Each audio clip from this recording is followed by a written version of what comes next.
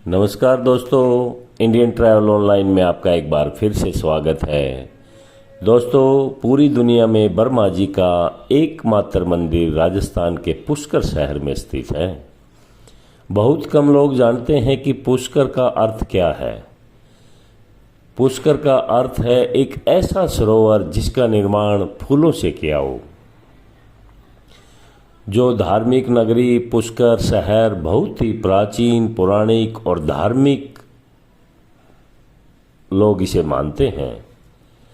आपको पुष्कर नगरी का उल्लेख कई पुराणों में भी मिल जाएगा।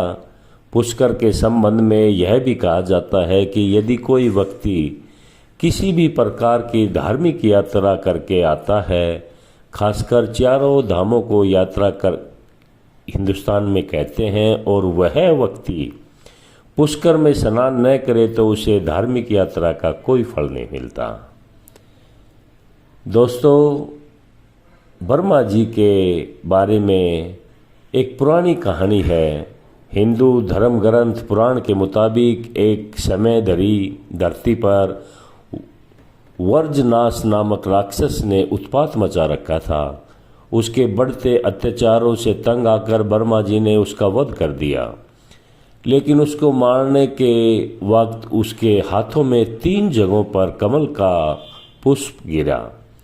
इन तीनों जगह पर 3 झील बन गई। इसी घटना के बाद इस स्थान का नाम पुष्कर रखा गया।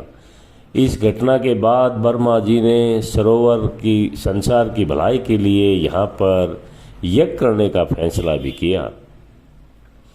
दोस्तों, बर्मा जी के यज्ञ करने हेतु पुष्कर पहुंच गए, लेकिन किसी कारणवश सावित्री जी समय पर नहीं पहुंच सकी। यज्ञ को पूर्ण करने के लिए उनके साथ उनकी पत्नी का होना बहुत ही जरूरी है, लेकिन सावित्री जी के नहीं पहुंचने की वजह से उन्होंने गुर्जर समाज की एक कन्या गायत्री से विवाह कर यज्ञ शुरू कर दिया।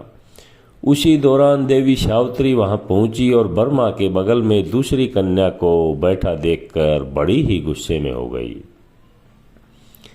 उन्होंने बर्मा जी को श्राप दे दिया कि देवताओं के होने के बावजूद कभी भी उनकी पूजा नहीं होगी। सावित्री के इस रूप को देखकर सभी देवता डर गए। उन्होंने उनसे विनती की कि अपना श्राप वापस ले लीजिए, लेकिन उन्होंने नहीं लिया। जब गुस्सा ठंडा हुआ तो सावित्री ने कहा कि इस धरती पर सिर्फ पुष्कर में आपकी पूजा होगी, क्योंकि दूसरा आपका मंदिर कोई नहीं बनाएगा। उसका जो भी बनाएगा उसका विनाश हो जाएगा। भगवान विष्णु ने भी इस काम में बर्मा जी की मदद की। इसलिए देवी सरस्वती ने विष्णु जी को भी श्राप दिया था कि उन्हें पत्नी से विरह का कष्ट सहना पड़ेगा। इसी कारण राम भगवान विष्णु का मानव अवतार था, जो जन्म उनको लेना पड़ा, और 14 साल के वनवास के दौरान उसने पत्नी से अलग रहना पड़ा। दोस्तों, बर्मा जी के मंदिर का निर्माण कब हुआ, वह किसने किया, इसका कोई शास्त्रों में उल्लेख नहीं मिलता है, लेकिन ऐसा कहते हैं कि आज से तकरीबन 1200 साल पहले अर्ण वंश के एक राजा को एक सौंपन आया था कि इस जगह पर एक मंदिर है जिसके सही रख रखाव की ज़रूरत है।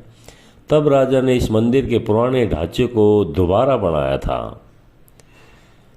पुष्कर में सावित्री जी का भी मंदिर है, लेकिन वो बर्मा जी के पास न होकर बर्मा जी के मंदिर के पीछे एक पहाड़ी पर है, जहां तक पहुंचने के लिए सैकड़ों सीढ़ियां लगी हुई हैं।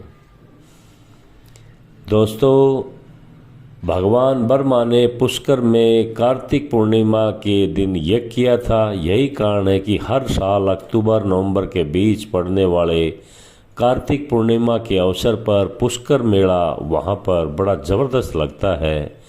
मेले के दौरान बर्मा जी के मंदिर में हजारों की संख्या में भक्त पहुंचते हैं। इन दिनों में भगवान बर्मा की पूजा से लोगों को बहुत लाभ होता है। दोस्तों, वर्मा जी का मंदिर पूरी दुनिया में एक ही है, पुष्कर के अंदर। और आप लोगों को ये इन्फॉर्मेशन, ये कथा अगर अच्छी लगती है तो शेयर और लाइक ज़रूर करें। आगे भी आप लोगों को ऐसी कथा बताते रहेंगे। नमस्कार।